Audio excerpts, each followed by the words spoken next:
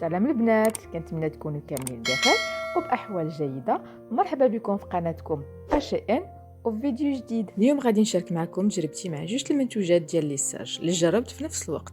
المنتوج الاول واللي سميتو بروفيسيونيل، بصراحه ما عرفتش شنو هو حيت مكتوب عليه بروتين كيراتين كولاجين. من فوق داكشي كيجي غير بوحدو وحتى التعليمات ما فيهش. الثمن ديالو 150 درهم وفيه 300 ml. المنتوج الثاني واللي هو كاتيفا، كيجي معاه شامبوان كلاريفيون، بروتين، شامبوان سان سلفات، ديميلور، البانسو، لي غون والتعليمات، يعني كيجي كامل مكمول.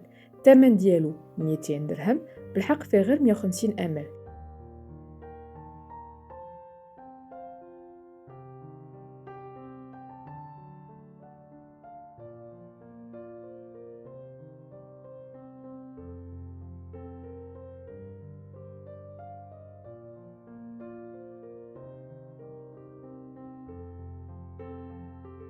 بما أن المنتوج الأول ما فيش التعليمات، فغادي نتبع الطريقة ديال كاتيفا وغادي نغسل شعري كله بهذا الشامبوان كلاريفيون. غادي نبدا بالمنتوج بروفيسيونيل، وهذه هي لا تكستير ديالو، كتجي بحال شي ماسك. هنا كتبان لكم الحاله ديال الشعر ديالي.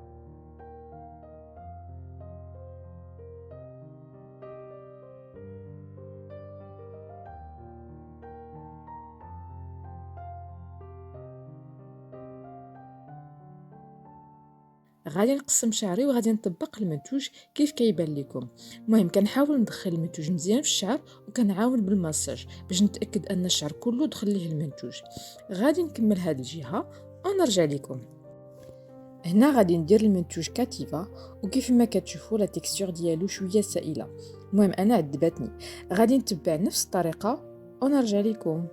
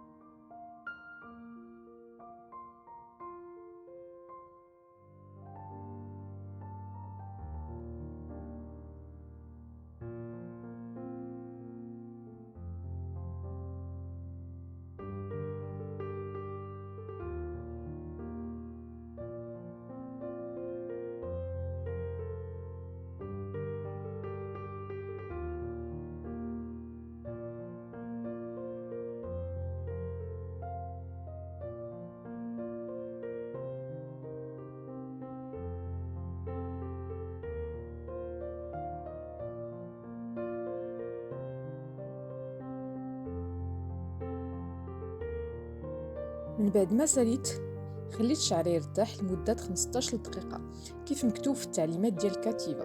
ونشوف الجهة ديال المنتوج بروفيسيونيل، وكيف ما شفتوا راه دايره الماسك على وجهي. في الحقيقة درت جوج ديال لي ماسك حيت الريحة ديالو قهراتني.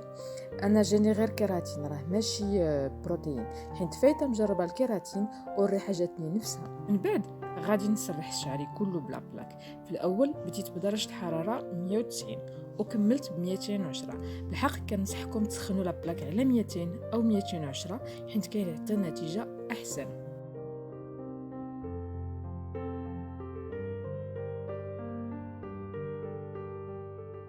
صراحه الا بغيتو ديروا ليساج، طلبوا بشي حد في العائله، اختك او ماماك يعاونوك، حيت صعيب ديريه بوحدك وكياخذ الوقت بزاف.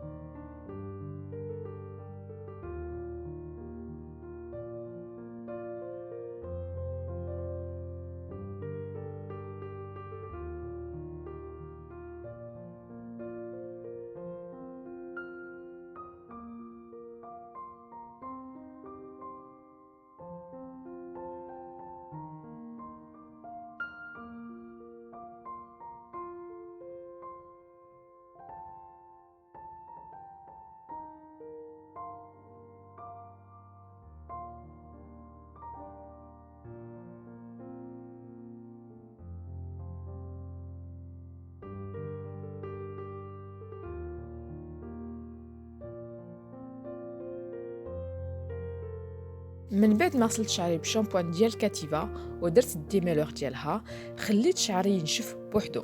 قلت نشوف شنو غادي تكون النتيجه. في الحقيقه لقيت بان النتيجه كانت مزيانه، بالاخص الجهه ديال الكاتيفا.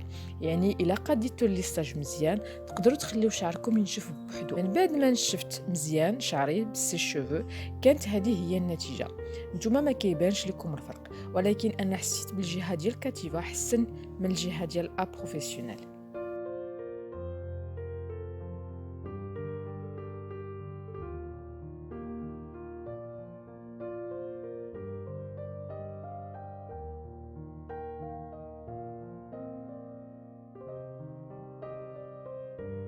هنا صورت من بعد ما درت الصباغه المره الثانيه، و3 شهور دازت على الليساج ديالي.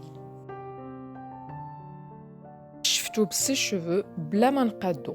من بعد درت ليه بروشينغ خفيف والسيروم على لي بوانت، وهذه هي النتيجه. هذه التصويره كتبين الفرق ما بين كاتيفا و ا بروفيسيونيل من مورا 3 شهور. وكيف ما قلت راه صبغت شعري للمره الثانيه. بصراحه الا بغيت نعاود البروتين فاكيد غادي نختار كاتيفا، وانتم قرروا اش من منتوج ارتحيتوا ليه. نتمنى هذا الفيديو ديال اليوم يكون فادكم. نلقاكم فيديو اخر ان شاء الله وتجربه اخرى. السلام عليكم.